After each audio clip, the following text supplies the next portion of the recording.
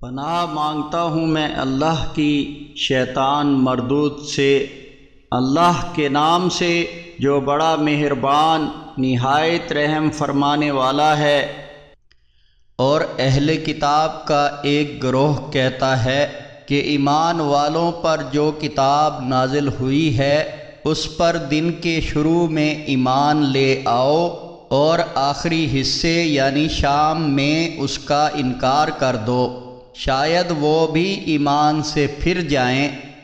اور کہتے ہیں کہ جو تمہارے دین کو مانتا ہے اس کے سوا کسی اور کی بات نہ مانو۔ اے نبی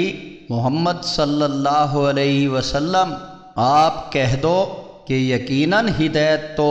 اللہ ہی کی ہدایت ہے، اور اس پر بھی یقین نہ رکھو کہ جو کچھ تمہیں دیا گیا ہے اس جیسا کسی اور کو دیا جائے گا،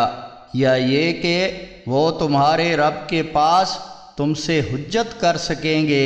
آپ کہہ دو کہ فضل تو اللہ ہی کے ہاتھ میں ہے،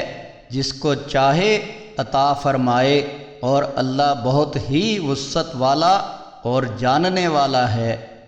وہ جس کو چاہتا ہے اپنی رحمت سے خاص طور پر منتخب کر لیتا ہے،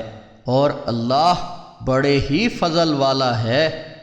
اور اہل کتاب میں کوئی تو ایسا ہے کہ اگر اس کے پاس تم دولت کا ایک ڈھیر امانت رکھو تو وہ تمہیں ادا کر دے گا،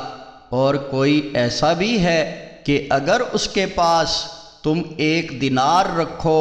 تو وہ بھی تمہیں واپس نہ دے گا، جب تک کہ تم ہر وقت اس کے سر پر ہی کھڑے نہ رہو۔ یہ روش اس لیے ہے کہ وہ کہتے ہیں کہ ہم سے ان پڑھ لوگوں کی حق تلفی پر کوئی پکڑ نہ ہوگی، اور وہ اللہ پر جھوٹ باندھتے ہیں اور اس بات کو جانتے ہیں۔ کیوں نہیں، پکڑ تو ہوگی۔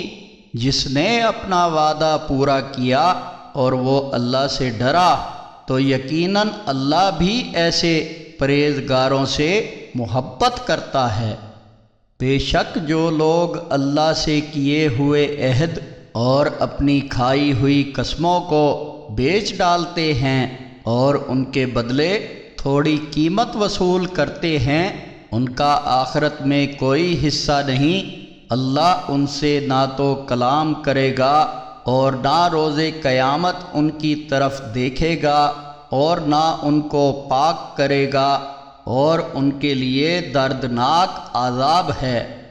اور یقیناً ان میں ایک ایسا گروہ بھی ہے جو کتاب کو پڑھتے ہوئے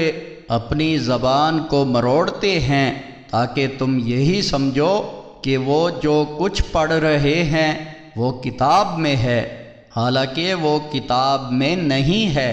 اور وہ کہتے ہیں کہ یہ اللہ کی طرف سے ہے، جبکہ وہ اللہ کی طرف سے نہیں ہوتی، اور وہ اللہ پر جھوٹ بولتے ہیں اور اس بات کو جانتے بھی ہیں۔ کسی انسان کا یہ کام نہیں ہے کہ اللہ تو اسے کتاب اور حکمت اور نبوت عطا کرے، پھر وہ لوگوں سے کہے کہ تم اللہ کو چھوڑ کر میرے بندے بن جاؤ، بلکہ وہ کہے گا کہ تم سب رب والے بن جاؤ،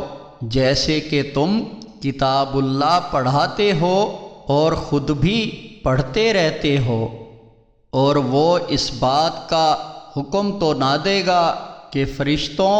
اور انبیاء علیہم السلام کو رب بنا لو، کیا وہ تمہیں مسلم ہونے کے بعد کفر اختیار کرنے کا حکم دے گا؟